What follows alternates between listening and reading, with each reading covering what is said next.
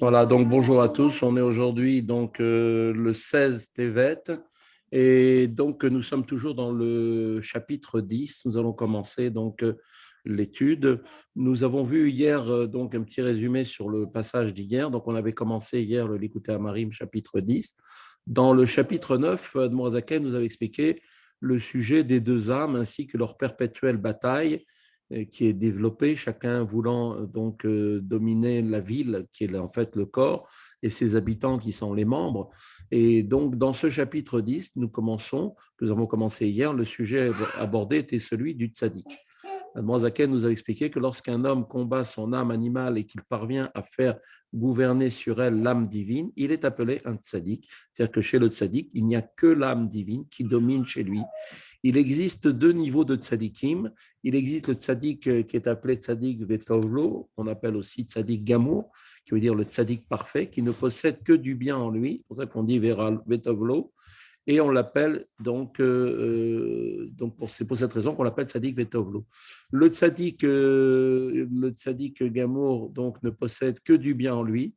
Et en fait, il n'a absolument aucun rapport ni de lien avec l'âme, avec le mal.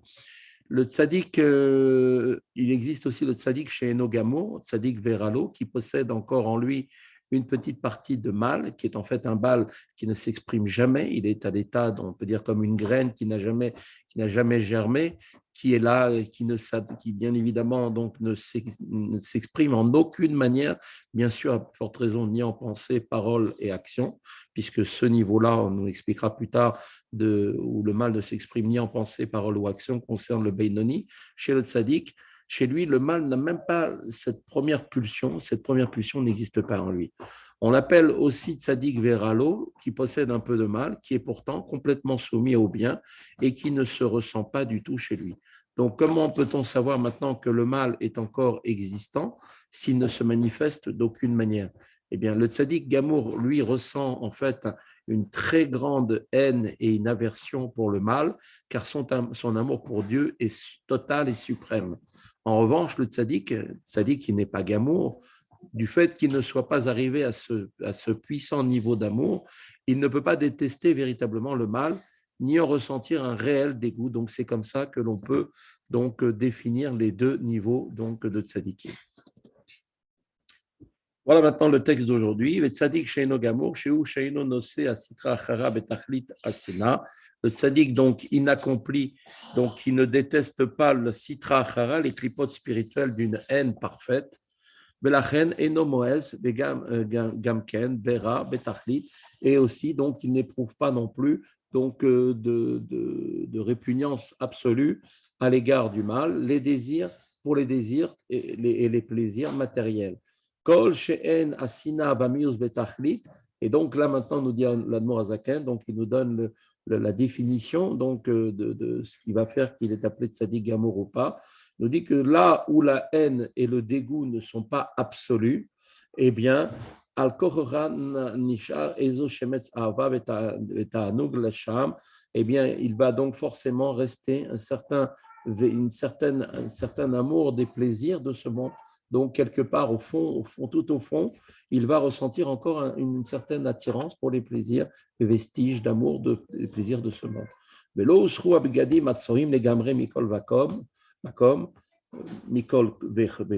Et les vêtements souillés, pensée, parole et action, donc se sont revêtus de l'âme animale, c'est-à-dire le mauvais pensant, et l'appétit pour les plaisirs du monde n'ont pas été complètement retirés. Donc le tzaddik gamour, c'est celui qui a retiré ses vêtements souillés de l'âme animale et n'a que maintenant les vêtements de l'âme divine, pensée, parole, action, qui sont uniquement de l'âme divine.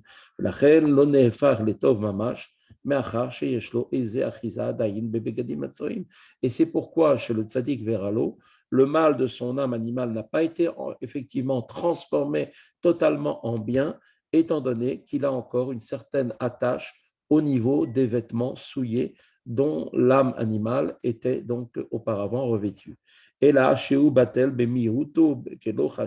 seulement chez lui, le tzaddik veralo, ce mal est imperceptible et ne peut même pas s'exprimer dans de mauvais désirs parce que pour lui, le mal est soumis devant le bien totalement du fait de sa petitesse et il est considéré comme inexistant, c'est-à-dire que la majorité écrasante de bien qui est chez lui empêche le mal de se manifester, de s'exprimer. Jamais, jamais il ne va pousser, cette graine ne va jamais pouvoir s'exprimer de quelque manière que ce soit. La reine Nikrat Tzadik Kafoul ou Batello, c'est pourquoi il est aussi appelé lui-même qualifié de Tzadik Veralo, dont le sens ici, quel est le sens littéral, c'est qu'il est également un tzaddik dont le mal est à lui, c'est-à-dire il lui appartient, plié et soumis à lui. Comme on dit tzaddik, veralo, le rat est pour lui, c'est-à-dire le mal est pour lui, c'est-à-dire que le mal est plié, soumis donc à lui, c'est-à-dire à qui lui, au bien qui est en lui. Et donc un tel tzaddik s'identifie au bien parce que sa nature est essentiellement bonne. C'est ce qui le définit comme étant un tzaddik. Et par conséquence, donc le fait qu'un peu de mal demeure en lui montre que son amour pour Dieu est également imparfait, car un parfait amour pour Dieu, comme on l'avait déjà dit, aurait transformé tout son mal en bien. La reine Nikra Tzadik chez Enogamo, c'est de là que vient son nom, Tzadik inaccompli. En effet, comme on l'a déjà expliqué, les termes accompli et inaccompli, gamour et enogamour, traduisent en fait le niveau d'amour pour Dieu du tzaddik et les expressions qui ne connaissent que le bien ou qui ne connaissent que le mal, vetovlo, veralo, font référence au degré d'annulation et de transformation du mal qui est en lui. Donc voilà, donc gamour dans son amour pour Dieu, enogamour qui n'est pas complètement total pour Dieu, d'un amour pour Dieu. Donc le bien est pour lui et le mal est pour lui, font référence au niveau d'annulation et de transformation du mal qui est en lui.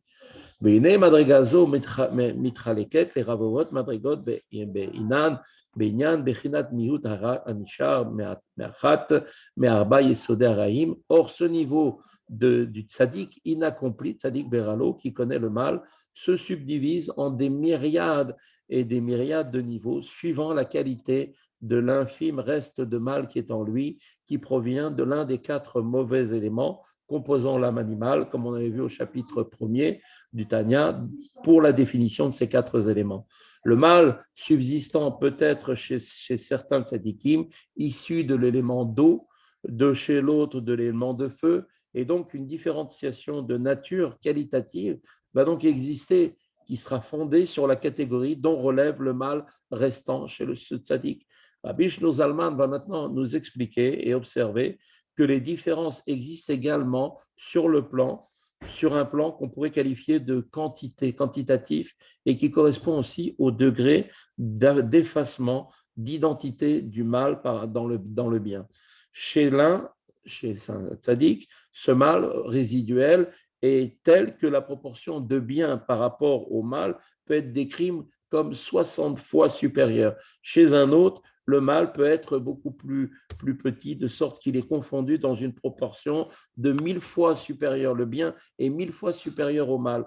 Ainsi, comme on le sait très bien, la halakha tranche, la halakha, que dans certains cas, si une unité d'un élément non cachère se trouve incorporée dans une quantité d'au moins 60 fois d'unité de cachère, le mélange constitué reste cachère, puisque la substance non cachère ne communique pas son goût. De même, on peut dire qu'une majorité de 60 fois plus de bien que de mal empêche l'expression et la perception de ce mal résiduel. On va voir maintenant dans les mots du Admor Hazaken comment lui exprime cela.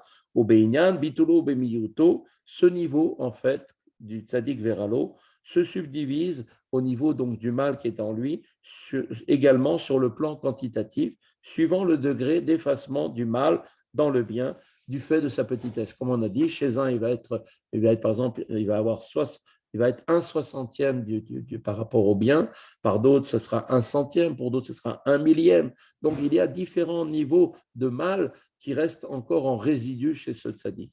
Par exemple, il est Beshishim, Alderech Machal, il est, par exemple, 60 fois, il y a 60 fois plus de biens chez lui, ou bien, par exemple, ça va être 1000, d'accord, 1000 fois, ou bien 10 000, et ainsi de suite. Donc, moins il y aura de résidus du mal, et plus son amour pour Dieu sera de plus en plus grand. Et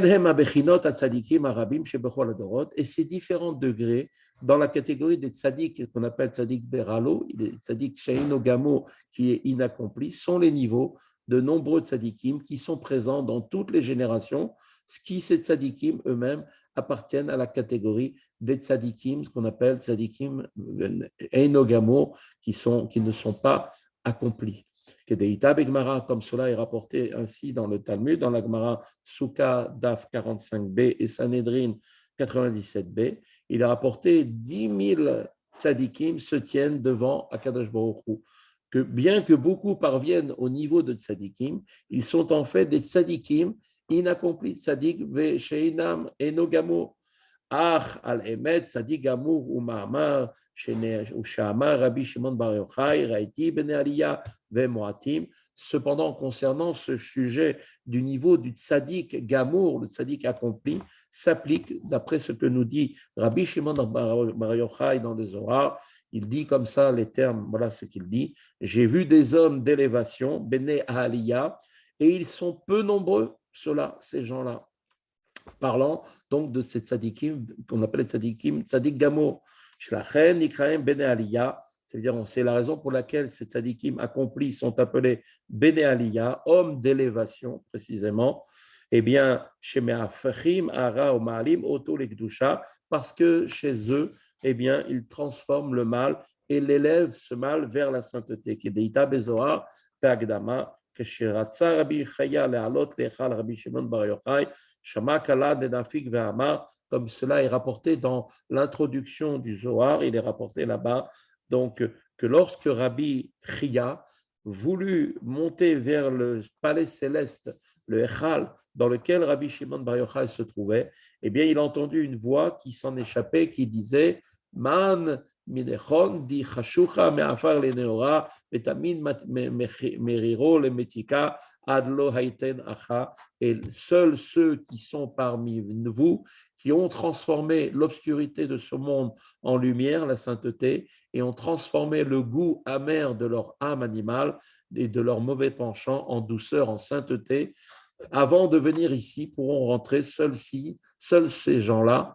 seront capables de pouvoir entrer. Donc on voit de là, le Zohar nous dit bien très clairement, selon les paroles de Rabbi Shimon Bar Yochai et du palais dans lequel il se trouve, qui en interdisent l'entrée à n'importe qui, seuls pouvaient rentrer dans ce palais uniquement les tzaddik, le tzaddik gamour, qui est celui qui a transformé donc l'obscurité en lumière et transformé l'amertume en le goût amer de leur âme animale et de leur mauvais penchant en douceur et en sainteté venant de l'âme divine.